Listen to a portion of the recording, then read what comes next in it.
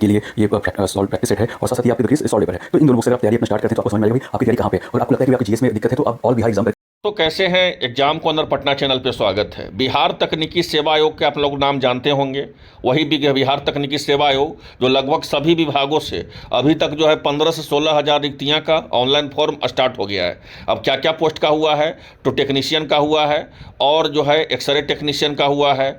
बहुत सारा पद है, ठीक है, आपका जो रेडिएशन का है, बहुत सारा पद है जो आपका बिहार तकनीकी सेवा आयोग के द्वारा जो है उसका रिक्तियाँ लेकर के सारा फॉर्म जो है आपको ऑनलाइन लिया जा रहा है। और उसका परीक्षा तिथि भी घोषित हो गया है बिहार तकनीकी सेवा आयोग का, उसका हम आपको बताए थे, ठीक है। अब एक उसी में एक बहाली आने वाला है आपको जल संसाधन विभाग का।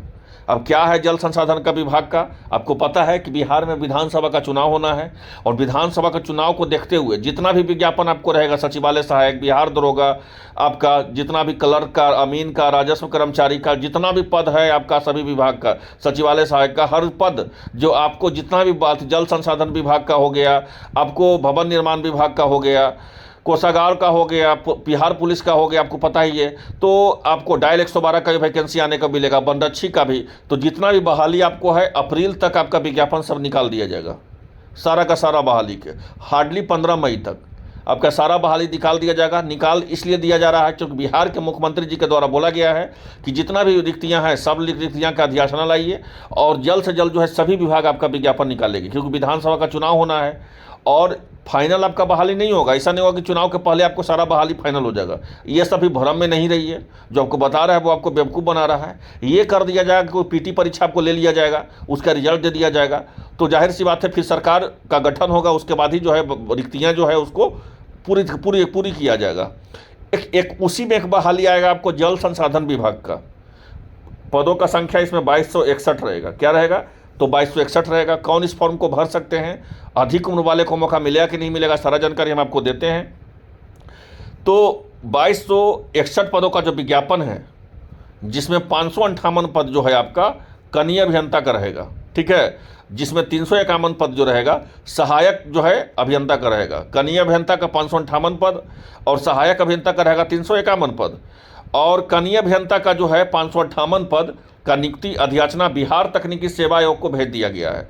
अब यहाँ पे चीज़ समझिए, जब हम वीडियो शुरू किए थे तो हम क्या बताए थे कि बिहार तकनीकी सेवा आयोग का आपको पता है कि कम से कम 15,000 प्लस पदों का अभी तक जो है सबका फॉर्म ऑनलाइन कर दिया गया है।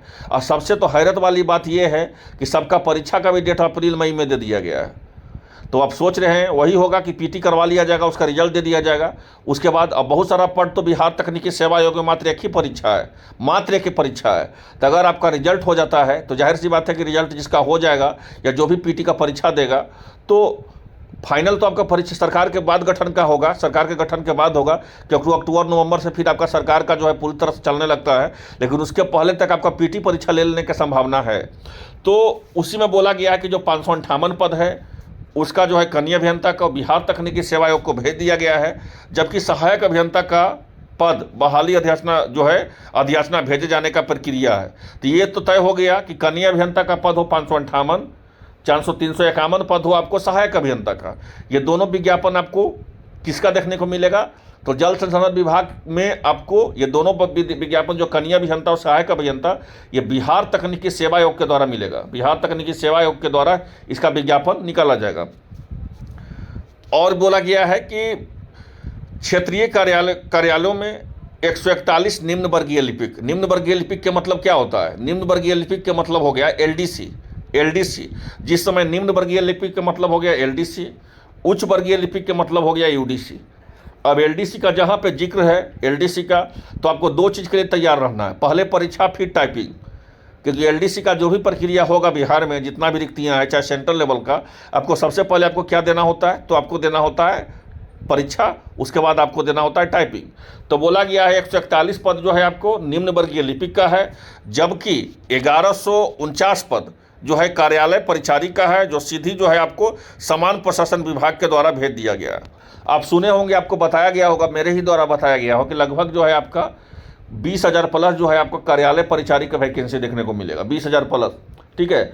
अब उसी बहाली में जो है सहायक अभियंता का हो, चाहे जल संसाधन विभाग का हो, बिहार तकनीकी सेवा आयोग के हो, आपका कार्यालय परिचारिका, चाहे भवन निर्माण विभाग का हो, सारा बहाली जो है आपको एक साथ कर करके आपको क्या निकाला जाएगा, तो कार्यालय परिचारिका विज्ञापन निकाला जाएगा। अब ये कार्यालय परिचारिका फॉर्म कौन भर सकते हैं, जो 1149 पद है। अब ऐसा नहीं कि 1149 पदों का आपका विज्ञापन निकलेगा, ऐसा बिल्कुल नहीं है। ये जितना भी है 1149 पद हो गया, ये सब सारा जो है आपको चला जाएगा जीएडी के पास, समान प्रशासन विभाग के पास।